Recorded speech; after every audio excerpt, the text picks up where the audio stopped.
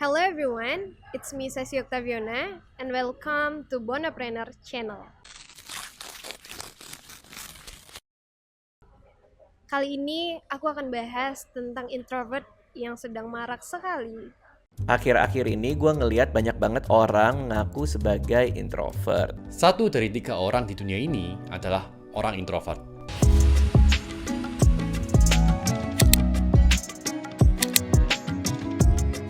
Kita mulai dari introvert dulu. Introvert itu apa sih? Introvert itu aku lebih ngerasa dia punya cara untuk menemukan energinya dari dalam dirinya. Merenung, memikirkan tempat sunyi, terus berbicara sama diri sendiri. Makanya aku lebih ngelihat orang yang introvert lebih kenal dirinya sendiri. Lalu dengan mengenal dirinya sendiri, dia jauh lebih paham akan kebutuhan individunya. Makanya kita bisa ngelihat orang introvert itu tuh sangat mandiri ya rata-rata. Terus ada juga introvert yang menyusahkan teman-teman. Contohnya, sebenarnya nggak menyusahkan sih. Dia nggak mau pesen di coffee shop, bahkan nyuruh kita untuk pesen ke baristanya. Itu emang antara malu ke minder.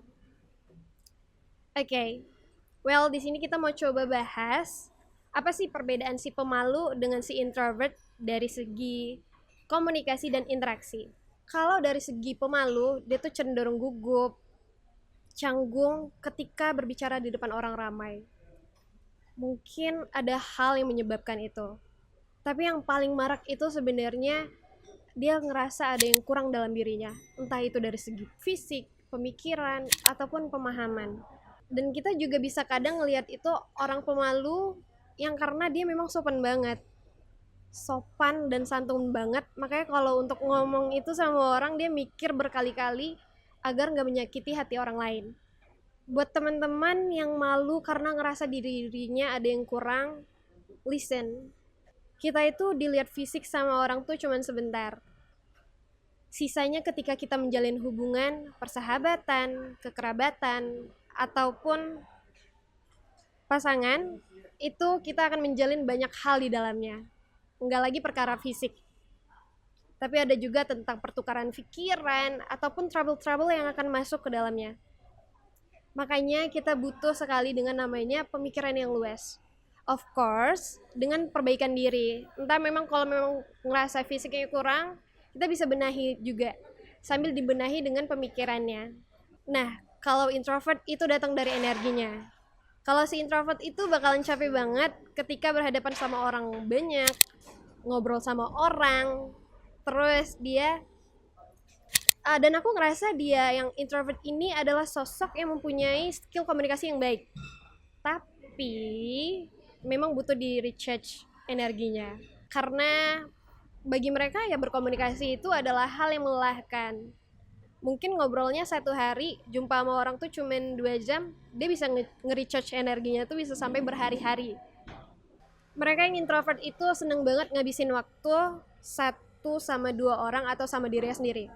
Kita bisa lihat pertemanan dari segi introvert itu mereka punya satu pertemanan yang dimana dia sama-sama introvert ataupun satu lagi teman yang extrovert. Kenapa? Karena mereka butuh satu pemahaman sama teman-teman yang introvert juga. Di segi yang lain, kita harus coba buka pemikiran yang baru dari teman-teman yang extrovert. Mungkin tuh contoh yang dari tadi, dia nggak berani tuh untuk pesan, makanya butuh teman yang extrovert kan. Nah itu dia pengaruh-pengaruhnya yang bisa diciptakan dari sisi orang introvert ke extrovert. Dan yang kita bisa lihat banyak sekali orang-orang yang berlindung di balik kata introvert sebagai bentuk ketidakmauan untuk berbicara di depan umum. Ada banyak faktor, walaupun pemalu atau gimana, nervous itu biasa. Tapi ada hal-hal lain sebenarnya kalau dia udah mulai kejang, pusing, sampai mual, dan bahkan pingsan, itu berarti ada pengidap social anxiety. Boleh dicek sih teman-teman ke psikolog terdekat. Karena nggak bisa kita self-diagnose sekali lagi. Terus masalahnya juga dari segi mereka nggak bisa komunikasi, Contoh kecilnya ada di sekolah. Mereka tuh nggak mau untuk tampil presentasi karena takut dievaluasi oleh guru sama teman-temannya. Padahal itu sebagai ladang pembelajaran juga kan untuk mereka. Namun, menjadi introvert itu bukan suatu masalah yang bisa diselesaikan dengan mudah. Of course, ada juga yang namanya percobaan.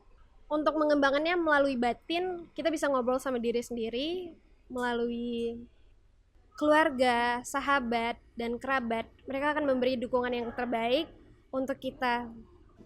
Teman-teman yang introvert bisa mengevaluasi, memperluas jangkauannya dengan minat pribadi. Karena itu sumber kepercayaan diri kita, ya kan? Misalnya, kita bisa menyalurkan bakat kita melalui platform sosial media yang memungkinkan kita untuk memang menonjol pada suatu bidang. Of course, ketika kita sudah mampu, semuanya pasti bakal terasa mudah. Kita pun pede tampil di depan orang. Nah, aku punya satu contoh individu yang introvert. Dia bisa nemuin keberhasilannya sebagai yang introvert. Dia adalah Susan Cain, penulis buku Quiet, The Power of Introvert That Can't Stop Talking. Itu buku yang aku rekomendasiin buat teman-teman yang introvert, yang pengen belajar jauh lebih mandiri lagi, pede lagi. Dia keren. Susan Cain mampu menginspirasi jutaan orang dari bukunya yang berjudul Quiet tadi. Selain Susan Cain, ada juga pendiri dari Microsoft, yang itu namanya Bill Gates, sama Mark Zuckerberg, pendiri Facebook. Yang kita bisa kenal, mereka tuh bukanlah sosok yang dikenal publik secara ekstrovert. Mereka adalah kaum introvert yang bisa menyalurkan visinya yang luar biasa, lalu mengembangkannya.